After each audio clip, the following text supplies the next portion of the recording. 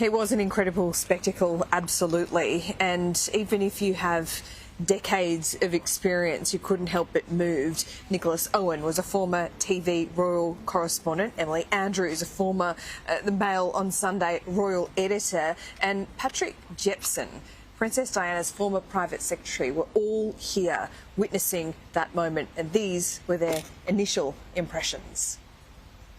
We've just seen the Queen leave her residence for the last time. What a moment that was. It was stunning. I don't think any amount of thinking about it, preparing oneself for it, quite matched the occasion. It was incredible. You may be able to just hear guns still going off, the drums began, crowd silent, and when that coffin came out on that gun carriage, we use words like moment of history a lot, don't we? But this was a stunner. It was a moment, wasn't it?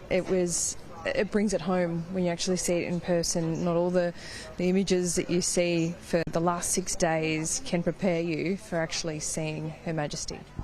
I found it incredibly emotional, actually. The three of us have worked with the Queen or covered engagements with the Queen, met the Queen, and to see her for the very last time with the royal standard and the imperial state crown, and I don't think we could see it from here, but I think there was the sceptre as well on top of the coffin. I found it incredibly moving. It was very emotional. The music, the cannons, everyone in the crowd was silent, as Nick said. Everyone was paying their own personal goodbye. She has been such a mainstay for British life, for Aussie life, for Kiwi life, Canadian life, for 70 years, longer of course when she was heir to the throne. We only saw her so recently on the balcony behind us at Buckingham Palace at the Jubilee.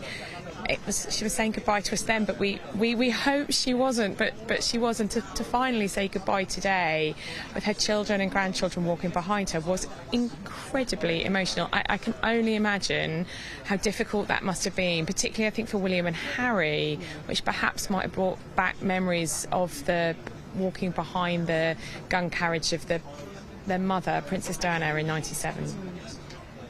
What strikes me is that there is 400 staff members, is that right, that does service at Buckingham Palace. And I'm thinking of them today because they did get a private moment before the Queen left, didn't they? The Queen's coffin lay in the bow room in Buckingham Palace, which is a beautiful room, as the name suggests. It's got a bow window, actually French doors, opening out into the garden, which we don't see. It's at the back of Buckingham Palace.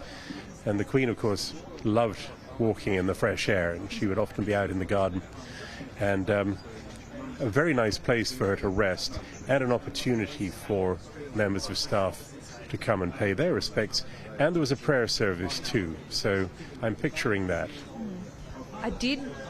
I thought I saw perhaps staff members gathering on the roof above the balcony. Could that have been possible?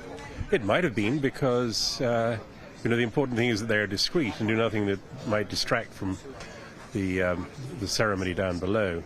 But a bit like Emily, I was thinking of the last time we saw the Queen on that balcony, and how many of us must have thought in our hearts, I wonder if we'll see her there ever again. And today, I was picturing that balcony as we've seen it so often in the past 70 years, with her in the middle, waving and reminding us that she's there and everything's all okay with the world. Well, that's changed. All very unsettling, and we thank you for your time today. Really appreciate it.